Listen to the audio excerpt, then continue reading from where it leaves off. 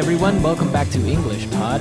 My name is Marco. And I'm Erica. And today we're at a wedding ceremony. All right, nice. Another nice wedding. Yeah. But of course, it wouldn't be English Pod unless we have something unexpected happening at this wedding. Okay, so we're going to be talking about hands. Oh, but Marco, what is there to say about a hand? Well, as you may or may not know, each finger has a name on your hand. Okay. So we're going to learn what those names are in English. Perfect. And also we're going to learn about some common phrases that you might hear in an English wedding. Exactly, because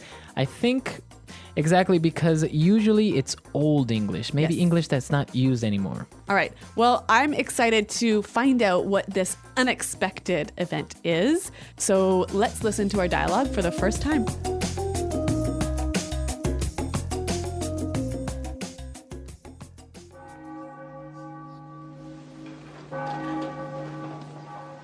The rings, please.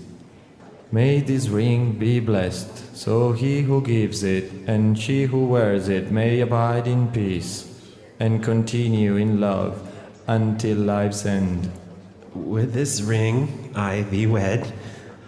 Wear it as a symbol of our love and commitment. Honey, that's my pinky. The ring goes on the ring finger. This one? That's my index finger. No, right. This one, right? That's the thumb, Nick. Okay, I got it. This is the ring finger. That's my middle finger, Nick. This is my ring finger.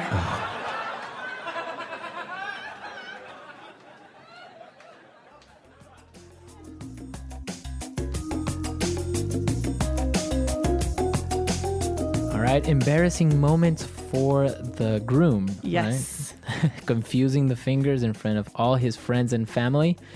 Not good. So I mentioned before that we're going to learn the names of each finger in your hand, so let's get started. Let's take a look at these in Language Takeaway. Language takeaway. All right. Well, why don't we start with the smallest finger on Okay, your hand? The smallest finger on your hand. That's called the Pinky. pinky. Sometimes people call it the little finger, Yes. right? Yep. So the pinky. And the next finger, Is the one the groom couldn't find. okay, the ring finger. The ring finger. So this is, of course, like the name says, where the wedding ring is usually placed. Exactly. On this finger. Yep. Now the next one is a controversial finger. That must be the middle finger. Okay, easy. Middle finger. So why is it controversial? Well, if you put your middle finger up and you put Like you're doing right now to me? I'm sorry, Marco, I'll do it this way. And all other fingers down, you are making a very rude gesture, It's a a rude sign. So what would you call that? I would call that giving the middle finger. Giving the middle finger. Or I've also heard the phrase flip someone off. Yes, or also flip the bird. Flip the bird, exactly. Yeah. Or give him the bird. Yes. So all phrases that you can use when you are showing only your middle finger to somebody. It's not very polite. No, don't do it. Don't do it. Well, Yeah. unless somebody deserves it, I guess. Well, All we right. won't talk about that. But what we will talk about is the next finger, The index finger. the index finger. Index finger. So this is the finger you use to point. Right. Yep. The index finger. Any idea why they call it the index finger? Because when you're looking through the index of a book, you always use this finger. Right. I think you also use this finger to pass pages on a book, right? Yeah. Okay, don't believe anything I just told you. Well, we're not sure. Maybe you guys know the real answer to this. All right. And our last finger, the most important one, The thumb.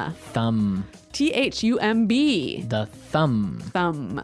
Okay, so that's the short but fat finger. On The your very hand. movable one. The movable one. The one Yeah. that you use to play PlayStation and all Video that stuff. games. Yeah. Okay, so the pronunciation here. Do you say the B at the end of this word? No, I actually only pronounce the M, the Yes. thumb. The thumb. Yeah, you wouldn't say the thumb. No. Okay, so now that we're clear on all 5 fingers, let's listen to our dialogue again, and then we'll come back and talk about these difficult phrases that the priest used. The rings, please. May this ring be blessed, so he who gives it and she who wears it may abide in peace and continue in love until life's end. With this ring, I thee wed. Wear it as a symbol of our love and commitment. Honey, that's my pinky. The ring goes on the ring finger. This one? That's my index finger. No, right. This one, right? That's the thumb, Nick. Okay, I got it. This is the ring finger. That's my middle finger, Nick. This is my ring finger. Well, this is really common wedding speak, isn't it? Yeah, it's really common. That's what usually the priest or the person who is marrying somebody would say. Well, why don't we look at some of these phrases now? Because it's really interesting to talk about their meaning. So, the first one, may this ring be blessed. May this ring be blessed. May this ring be blessed. So what does it mean when you bless something or someone? Well, usually the religious leader does this, right? And he's giving good wishes to that thing. Could be for an object or to a person, right? Yes. You can be blessed as well. And so these good wishes usually come from God. Okay, great. So what about our next phrase? Abide in peace. Abide in peace. Abide in peace. Wow. So this verb abide, It means to live, to live, Yep. to to be. in peace. Yep. But it's very fancy, and I don't know if you use it anymore. No, I think you would never use this word in conversation or even very rarely in writing. It's quite old. Yes, definitely. I would agree. So abide in peace. Okay, what about our next phrase? I like this, and it's the common phrase you'll hear in all movies and in all marriages. Yep. With this ring, I thee wed. With this ring I thee wed. With this ring, I thee wed. Okay, we've got two words in here that are also older English words. So, thee. Thee. T-H-E-E. E-E. Thee. So this is a Middle English term for you. You. Yes. Right? So can I say I love thee? You could. That would be very romantic, but also inappropriate for the office. But it's very old English. I guess you would, if you're reading Shakespeare, you would definitely come upon this, right? Yes, yes. And what about wed? This is also an old verb for the action of marrying someone. So I can say we will be wed next year. But don't say that now because you'll sound quite silly. Yeah. It's too old-fashioned. Yeah, I guess so. But it's good to know, especially if you guys are reading something a little bit more classical. Or you plan to get married to an English person. All right, and our last phrase. Wear it as a symbol of our love and commitment. Wear it as a symbol of our love and commitment. So now he's referring to the rings, right? Wear the ring Yep. as a symbol, A sign. a representation Yes. of love and commitment. So why would you wear a ring as a symbol of something? Well, obviously, love, you can't see it, you can't touch it. Right. So you need something to show you that it's there. Mm-hmm. So you need a sign of that love. Something that you can see. So that's what the ring represents. Yeah. But how about this word commitment? A commitment is a strong promise. So you promise to love that person, to take care of them, Yes. etc. Yeah. Okay, great. So now we are a little bit more familiar with some of the language you hear in a wedding ceremony. And we also know all of the names of the fingers. Exactly. So why don't we listen to the dialogue one more time to hear these all in context?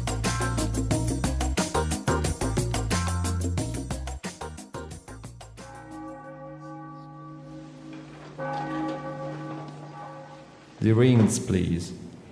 May this ring be blessed, so he who gives it and she who wears it may abide in peace and continue in love until life's end. With this ring, I thee wed. Wear it as a symbol of our love and commitment.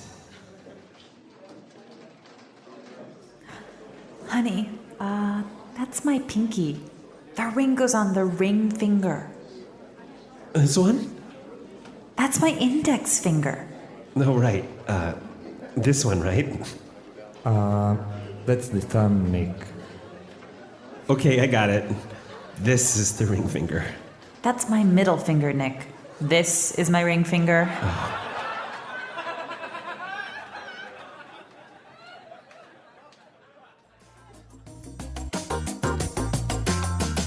All right, so now it's perfectly clear and a romantic dialogue in the end, Yeah, very romantic. although a little bit embarrassing. Yeah. So what about wedding rings? Now we have different types of rings, right? We have the wedding ring, the one that we just heard. Yep. But we also have an engagement ring. Yes. Yeah. In most English-speaking countries, the woman is very, very lucky because she gets 2 rings. Right. So when the man asks her to marry him, he gives her a diamond. A diamond ring. Yep. That's the engagement ring. And it's really, really important that he does this. And it's also really important that he spends a lot of money on the diamond. I know about this. Diamonds are forever, right? Yes. And the tradition is you must spend at least 1 month's salary. Wow. Yep. Is that it? Yeah. So the girl gets a diamond engagement ring, and then on wedding day she gets the wedding ring. Yes. And usually, will she wear both of them? Yeah, she'll always wear both of them. So the engagement ring goes closest to you, and then the wedding ring on top. And the engagement ring, it represents... The commitment to marry her. The commitment from the man to marry her. Okay, so that it's a symbol that they will get married. Yes, it's a symbol of the promise. Now, what happens if they break up and they don't get married? Does he get the ring back? I don't know. Okay, here's the rule. If he was a jerk, no.